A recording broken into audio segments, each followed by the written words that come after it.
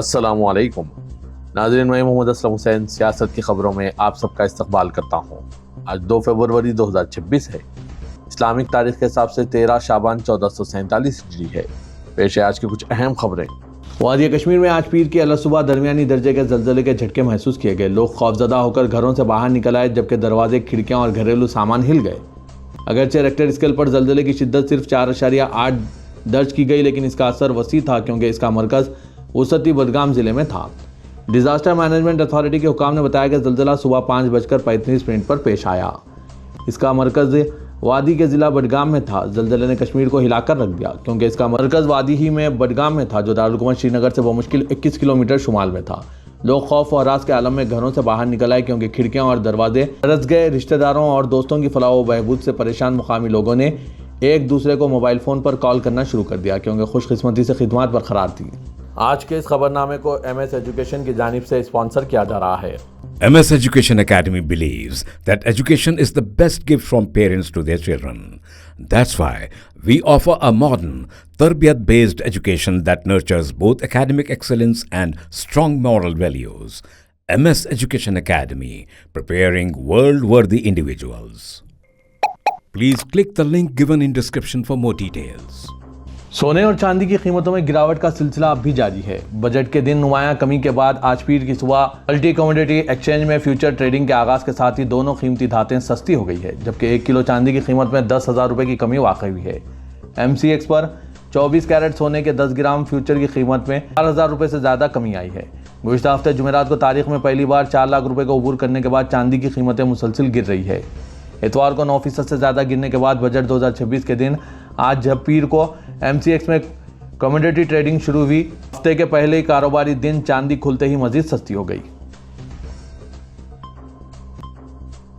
रियासत महाराष्ट्र में मुस्लिम अक्सरती municipal corporation Malegaon में मेयर और डिप्टी मेयर के इंतखाबात से कबल एक हैरानकुन सियासी पेशरफ्त सामने आई है। जबकि देखा जाता है कि मुल्क में कांग्रेस और बीजेपी एक दूसरे के कट्टर हरीफ हैं।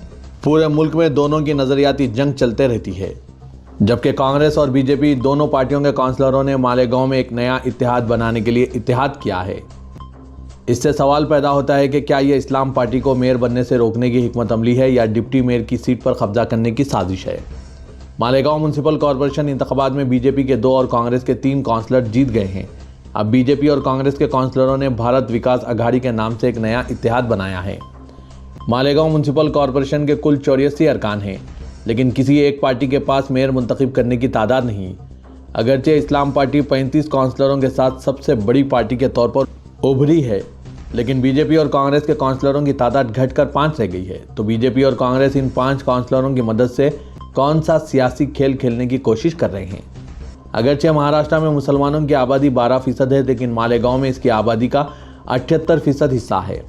मुस्लिम वोटरों ने आज़ादी के बाद से मालेगांव में कांग्रेस पार्टी की मुसलसिल हिमायत की है। ये रुझान 2024 के लोकसभा और असेंबली इंतखाबात में भी वाज़ेह था। ताहम इस बार शहरी इदारों के इंतखाबात ने मालेगांव के मुसलमानों में मुस्लिम जज्बात में तब्दीली का इंकशाफ किया। इस्लाम पार्टी मुसलमानों की बुनियादी पसंद बन गई, खेल को मुकम्मल तौर पर तब्दील कर दिया। इंडियन सेकुलर सबसे बड़ी assembly of Maharashtra Islam party, जिसने मालेगांव म्युनिसिपल कॉरपोरेशन में सबसे ज़्यादा 35 काउंसलर जीते हैं, अपना मेयर खुद मुंतखब करने की तरफ बढ़ रहा है। इसका मुकाबला करने के लिए कांग्रेस के 3 और बीजेपी के 2 काउंसलरों ने एक साथ खड़े हो गए हैं। कांग्रेस और बीजेपी ने एक नया इत्तेहाद बनाया है, जिसकी क़यादत कांग्रेस काउंसलर एजाज बेग कर रहे हैं। इससे वाज़ेह होता है कि कांग्रेस पार्टी और बीजेपी के नज़रियात एक जैसे हैं और वो कभी भी एक दूसरे का साथ देते हुए मुत्तहिद भी हो सकते हैं। नाज़रीन, इन सब पर आपकी क्या राय है, कमेंट के जरिए ज़रूर बताइएगा। मरकजी वजीर खजाना निर्मला सीतारमण ने पार्लियामेंट में माली साल 2026-27 का यूनियन बजट पेश कर दिया है। मरकजी वजीर खजाना निर्मला सीतारमण ने अपने बजट खिताब में इंफ्रास्ट्रक्चर और कैपिटल अखराजात में इजाफा, सड़कों, दिफाई बजट में 15% बढ़ोतरी, रेलवेज और शहरी तरक्की पर खुसूसी तवज्जो, मैन्युफैक्चरिंग सेक्टर को फ़रोग़ देने के लिए मेक इन इंडिया और PLI स्कीमों का दायरा वसी, ज़रूरी शोबे में जदीद टेक्नोलॉजी, स्टोरेज और किसानों की आमदनी बढ़ाने पर जोर, स्टार्टअप, डिजिटल इकनॉमी और मसनूई ज़हानत यानी AI से मुतालिक मनसूबों को तक़वियत, ख़वातीन की खुद किफ़ालत के लिए स्किल डेवलपमेंट और माली शमूलियत की स्कीमें, सेहत के शोबे में कैंसर और नायाब अमराज की अद्वियात पर रियायत, तोनाई की मुंतकली, सोलर और ग्रीन एनर्जी मनसूबों के लिए मराद, बैरून मुल्क तालीम और सयाहत से मुतालिक बात सहूलतों में नरमी, इनकम टैक्स स्लैब और स्टैंडर्ड डिटेक्शन में कोई तब्दीली नहीं, स्टॉक मार्केट में फ्यूचर्स और ऑप्शंस ट्रेडिंग पर टैक्स में इजाफा समेत दीगर अहम ऐलानात किए गए। बजट पेश होते ही हुकूमत की जानिब से इसे तरक्की, इस्लाहत और मुस्तहकीम मईशत का मजहर करार दिया गया, जबकि अपोजिशन जमातों ने बजट को अवाम दुश्मन, गुमराहकुन और झूठ का पुलंदा करार देकर सख्त तनकीद का निशाना बनाया। वज़ीर ख़जाना ने अपनी तकरीर में कहा कि हुकूमत ने माली नज़्म व ज़ब्त बरकरार रखते हुए सरमायाकारी, इंफ्रास्ट्रक्चर, मैन्युफैक्चरिंग और स्ट्रैटेजिक शोबों को फ़रोग़ देने पर तवज्जो दी है। ताहम बजट 2026 में महंगाई व बेरोज़गारी को नज़रअंदाज कर दिया गया। अपोजिशन ने बजट को झूठ का पुलंदा बताया, मुतवस्सित तबका मायूस हो गया और सरमायाकारों को झटका लगा है। इनकम टैक्स में कोई बड़ी राहत पेश नहीं की गई। दिफाई बजट में 15% इजाफा, किसानों, नौजवान और ख्वातीन के लिए स्कीमों का ऐलान किया गया। वज़ीर ख़जाना निर्मला सीतारमण ने पार्लियामेंट में माली साल 2026-27 का बजट पेश किया। गुज़िश्ता सालों की तरह इस मरतबा भी वज़ीर ख़जाना ने वज़ारत अक़लियती उमूर के बजट में मामूली इजाफा किया। वज़ारत अक़लियती उमूर के लिए 3,400 करोड़ रुपये मुख्तस किए गए। यह मामूली इजाफा 2025-26 में मुख्तस करदा रकम से सिर्फ 50 करोड़ रुपये ज़्यादा है। पिछले साल निर्मला सीतारमण ने अक़लियती उमूर की वज़ारत के लिए कुल 3,350 करोड़ रुपये मुख्तस किए थे, जो 2024-25 के बजट में 3,183 करोड़ रुपए के अलॉटमेंट से 166 करोड़ रुपए ज्यादा थे। उत्तराखंड के पौड़ी गढ़वाल में एक 70 साला मुस्लिम दुकानदार को धमकाने वाले हुजूम का सामना करने वाले हिंदू शख्स को हरासानी का सामना करना पड़ा है। गुज़िश्ता रोज 40 से ज्यादा अफराद ने इसके खिलाफ नारे लगाए। दीपक कुमार 26 जनवरी को अपने दोस्त की दुकान पर था जब इसने देखा कि पड़ोस के एक दुकानदार वकील अहमद को चंद लोग परेशान कर रहे थे और मुतालबा कर रहे थे कि वो अपनी दुकान का नाम तब्दील कर दें, जो बाबा स्कूल ड्रेस के नाम से है। जब इसने मुदाखलत करने की कोशिश की तो मुकामी लोगों ने इसे मुदाखलत करने से रोक दिया। इस वाक़े का सोशल मीडिया पर वीडियो वायरल हुआ, जिसमें हुजूम से दीपक कुमार को यह कहते हुए सुना गया कि यह दुकान 23 साल पुरानी है, अब इस दुकान का नाम तब्दील क्यों किया जाए। जब हुजूम ने दीपक से इसका नाम पूछा तो इसने अपना नाम मोहम्मद दीपक बताया।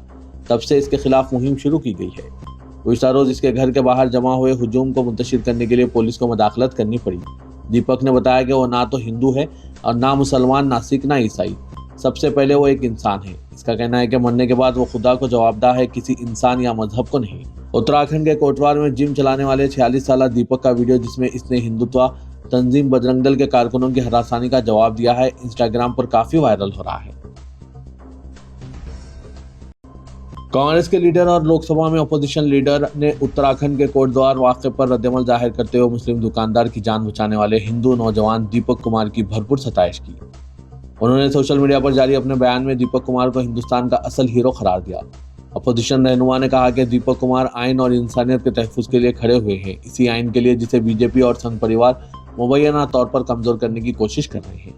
उन्होंने कहा कि नफरत के माहौल में मोहब्बत और इंसानियत की मिसाल कायम करना इख्तिदार में बैठे लोगों को सबसे ज्यादा नागवार गुजरता है।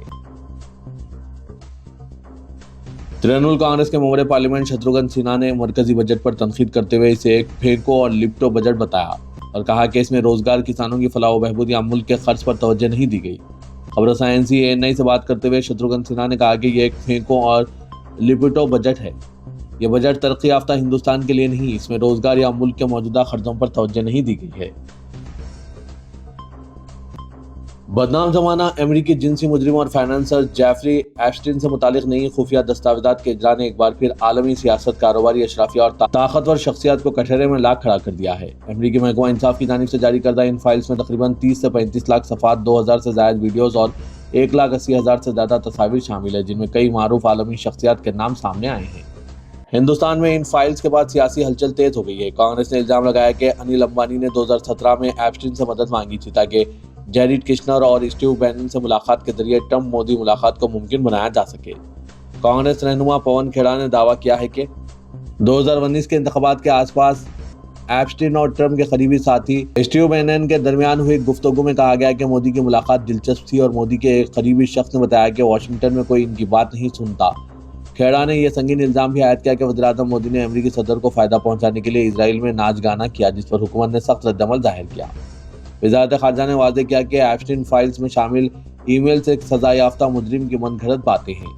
वज़ारत के मुताबिक वज़ीर-ए-आज़म का 2017 का इजराइली दौरा मुकम्मल तौर पर सरकारी और सिफारती नौयत का था और बाकी दावों की कोई हैसियत नहीं है। एप्स्टीन के मुबैना मुतासिरीन ने कहा कि फाइल्स के बावजूद कई ताकतवर अफराद अब भी महफूज हैं। नेशनलिस्ट कांग्रेस पार्टी एनसीपी के दो ग्रुप्स के दरमियान मुमकिन इंजमाम पर तजबज़ब अभी भी बरकरार है। दरअसल एनसीपी एसपी के सदर शरद पवार बारामती से मुंबई के लिए रवाना हुए, जबकि अजीत पवार की अहलिया और नायब वज़ीर आला सुनित्रा पवार बारामती वापस लौट गई। शरद पवार अपने भतीजे और महाराष्ट्र के साबिक नायब वज़ीर आला अजीत पवार की मौत के 4 दिन बाद मुंबई पहुंचे। सुनित्रा पवार को हफ्ते को मुंबई में नायब वज़ीर आला के तौर पर हलफ लेने के बाद पुणे जिले के बारामती में अपनी रिहाइशगाह पर वापस लौट गई। मौजूदा सियासी पेशरफ्त और एनसीपी के दो ग्रुपों के इंतजाम के बारे में ख्याल साराइयों के दरमियान ये अभी तक वाज़ेह नहीं हो सका है कि शरद पवार और सुनित्रा पवार के दरमियान कोई मुलाकात या बातचीत हुई है या नहीं। दरअसल शरद पवार की बेटी और बारामती से लोकसभा की रुकन सुप्रिया सोले बजट इजलास में शिरकत के लिए दिल्ली रवाना हो गई। तेलंगाना के वज़ीर आला Revanth Reddy world economic forum के इजलास और फिर अमेरिका की हार्वर्ड यूनिवर्सिटी के कैनेडी स्कूल में लीडरशिप प्रोग्राम में शिरकत के बाद हैदराबाद वापस हो गए हैं। रेवंत रेड्डी ने 21वीं सदी में लीडरशिप के उन्वान से 5 रोज़ा प्रोग्राम में बहैसियत तालिब इल्म शिरकत की और दुनिया के 20 ममालिक से ताल्लुक़ रखने वाले 62 तलबा के साथ एग्जीक्यूटिव एजुकेशन प्रोग्राम की तकमील की। वज़ीर आला ने प्रोग्राम के तहत असाइनमेंट और होमवर्क की अंजामदही के जरिए कोर्स में एक सरगर्म तालिब इल्म का रोल अदा किया। दौरे के आखिरी दिन रेवंत रेड्डी ने यूनिवर्सिटी में मुख्तलिफ वफूद ग्रुप्स, तलबा और साबिक तलबा से मुलाकात की। हार्वर्ड यूनिवर्सिटी के मुख्तलिफ स्कूलों से वाबस्ता तलबा और साबिक तलबा के अलावा MIT और कोलंबिया यूनिवर्सिटी के तलबा से बातचीत की। तलबा और साबिक तलबा ने रेवंत रेड्डी से लीडरशिप के अलावा मुआशी और समाजी तरक्की के उसूलों पर इजहार ख्याल किया। रियासत तेलंगाना में RSS की सरगर्मियों में इजाफा होने लगा है और सर संचालक मोहन भगवत ने अपने 2 रोज़ा दौरे हैदराबाद के दौरान जजेस के अलावा IAS और IPS अहदेदारों से मुलाकात करते हुए इनसे खिताब किया और RSS के मकासद बिलखुसूस 100 साल पर मुहित सफ़र के मुतालिक तफसीलात पेश करते हुए RSS के नज़रियात से वाकिफ़ करवाया।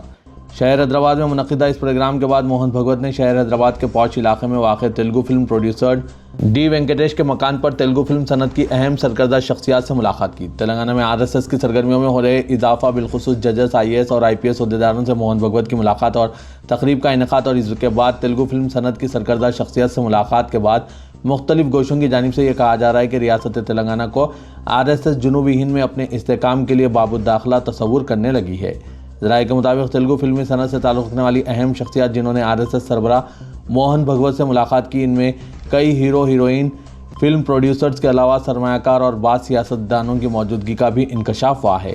बंद कमरे में हुई इस बातचीत के सिलसिले में तफसीलात हासिल करने की कोशिश पर महज ये कहते हुए इसे नज़रअंदाज कर दिया गया कि यह कोई सियासी या नज़रियाती मुलाकात नहीं थी, बल्कि मोहन भगवत ने महज खैर सगाली मुलाकात की जो कि रघुपति वेंकटेश के मकान पर हुई। तेलंगाना में फ़ोन टैपिंग केस की तहकीकात करने वाली खुसूसी तहकीकाती टीम ने बंजारा हिल्स के इलाके नंदीनगर में साबिक चीफ मिनिस्टर के चंद्रशेखर राव से इनकी रिहाइशगाह पर 4.5 घंटे तक पूछताछ की। इस पूछताछ की वीडियो और ऑडियो रिकॉर्डिंग भी की गई। कानूनी माहिरीन के मशवरे से तैयार करदा सवालात के साथ 6 रुकनी टीम मुकर्ररा वक्त से चंद मिनट पहले ही KCR के घर पहुँच गई और इनसे मकान की दूसरी मंजिल पर वाक़ एक कमरे में पूछताछ की गई। क़ब्ल इस मामले में अहदेदारों और सियासी कायदीन की जानिब से फराहम करदा मालूमात की बुनियाद पर इनसे सवालात किए गए और बयान रिकॉर्ड किया गया। SIT ये जानने की कोशिश कर रही थी कि ये आया फ़ोन टैपिंग KCR के अहकाम पर की गई और इस मामले में इनका बराह रास्त या बिलवास्ता क्या रोल है। इस मौके पर K चंद्रशेखर राव के फर्जंद व BRS के कारगुजार सदर KT रामा राव, साबिक वज़ीर हरीश राव के अलावा कई साबिक वज़रा, अराकीन असम्बली, अराकीन पार्लियामेंट, साबिक अराकीन पार्लियामेंट भी मौजूद थे। रात के वक्त KCR के मकान के पास हज़ारों अफराद जमा हो गए जो मुसलसिल नारे लगा रहे थे। पूछताछ खत्म होने के बाद बालकनी में आकर साबिक चीफ मिनिस्टर ने इनका जवाब भी दिया। क़ब्ल KCR इतवार की दोपहर अरावली में वाक़ अपने फार्म हाउस से नंदीनगर पहुंचे ताकि जुम्मे को जारी करदा नोटिस पर पूछताछ में शामिल हो सके। सदर कुल हिंद मजलिस इत्तेहादुल मुस्लिमीन और रुकन पार्लियामेंट हैदराबाद असदुद्दीन ओवैसी ने नलगुंडा म्यूनसिपल कॉरपोरेशन के हल्क़ेजात 22, 24, 26, 27, 29, 31, 46 का पैदल दौरा करते हुए इंतखाबी मुहिम का आगाज़ किया। उन्होंने सड़क हादसे में जहां बख्श सोहेल के मकान वाक़ अक्का चलम्मा पहुंचकर पसमानदगान को पुरसा दिया और सब्र की तलक़ीन की। बादशाह उन्होंने इन हलकों में दौरा करते हुए घर घर जाकर राय दहिंदगान से मुलाकात की और मजलिस के हक़ में अपने कीमती वोट का इस्तेमाल करने की अपील की। जगह जगह सदर मजलिस का इस्तकबाल किया गया और बकसरत गुलपोशी और शालपोशी की गई। शहर हैदराबाद के इलाके कोठी में पेश आई डकैती की वारदात में मुलविस डाकुओं की सरगर्मी से तलाश की जा रही है, ताहम पुलिस को अभी तक कोई पेशरफ नहीं हुई है। कातियों की तलाश के लिए खुसूसी टीमें तश्कील दी गई है। CCTV कैमरों के फुटेज का जायजा लिया जा रहा है। पुलिस का कहना है कि जख्मी ताजिर रनशाद का बयान रिकॉर्ड किया गया है। उनका ताल्लुक केरला से है। वो फिलहाल शहर के एक अस्पताल में ज़ेर इलाज है, जहां हफ्ते को उनकी सर्जरी करते हुए गोली पैर से निकाली गई। पुलिस को शुबा है कि रिंशाद पर हमले के बाद रकम और स्कूटर लेकर ये दोनों काचीगुड़ी की तरफ गए। वहां कपड़े तब्दील करने के बाद रेलवे स्टेशन से ट्रेन में बैठकर फरार हो गए। इन मुश्तबा अफराद की सरगर्मी से तलाश की जा रही है। तेलंगाना के वज़ीर रेवंत रेड्डी ने तेलंगाना में बल्दी इंतखाबात के पेश नज़र म्यूनसिपल चेयरमैन और म्यूनसिपल कॉरपोरेशन के मेयर के उम्मीदवारों के इंतखाब से मुतालिक अहम फैसला किया है। उन्होंने पार्टी कायदीन को हिदायत दी है कि इंतखाबात के नताइज के ऐलान के बाद ही चेयरमैन और मेयर के उम्मीदवारों के नाम जाहिर किए जाएँ। वज़ीर आला ने वाज़ेह किया कि इंतखाबात से कबल इन ओहदों के लिए नामों का ऐलान करने की सूरत में पार्टी को मुश्किलात का सामना करना पड़ सकता है। ज़राए के मुताबिक बड़ी तादाद में कायदीन इन ओहदों के ख्वाहिशमंद है। इसी वजह से पार्टी में मुमकिन इख्तलाफात से बचने और नज़्म व ज़ब्त बरकरार रखने के लिए यह फैसला किया गया। आज के इस कंपटीशन के दौर में हर फर्द को कंप्यूटर सीखना लाजमी हो गया है। इसीलिए इदारे सियासत ने कंप्यूटर से नावाकिफ़ अफराद और कोई भी उम्र के अफराद के लिए कंप्यूटर कोर्सेज का आगाज़ अमल में लाया। साथ ही साथ बेरोज़गार नौजवानों को रोज़गार से मरबूत करने के कोर्सेज का भी आगाज़ अमल में लाया गया है। इदारे सियासत के महबूब हुसैन जिगर कैरियर गाइडेंस सेंटर वाक़ दफ्तर सियासत हैबिट्स में कराए जा रहे कंप्यूटर कोर्सेज में कोई भी उम्र की कैद नहीं है। कोई भी अफराद इन कोर्सेज से इस्तिफ़ादा हासिल कर सकते हैं, जिनमें MS office, accounting packages, Tally GST focus, AutoCAD 2D 3D structure planning, Revit architecture, Photoshop, CorelDRAW, DTP और स्पोकन इंग्लिश की तरबियत दी जा रही है। ख्वाहिशमंद उम्मीदवार इस सुनहरे मौके से इस्तिफ़ादा हासिल करें। रियायती फ़ीस के साथ माहिर असातिज़ा की निगरानी में ये कोर्सेज चलाए जा रहे हैं। कोर्सेज का आगाज़ आज पीर 2 फरवरी से अमल में आया है। दाखिले अब भी जारी है। मज़ीद तफसीलात के लिए इन फ़ोन नंबरात पर रब्त पैदा कीजिए। फ़ोन नंबर है 9652813994, 9393876978।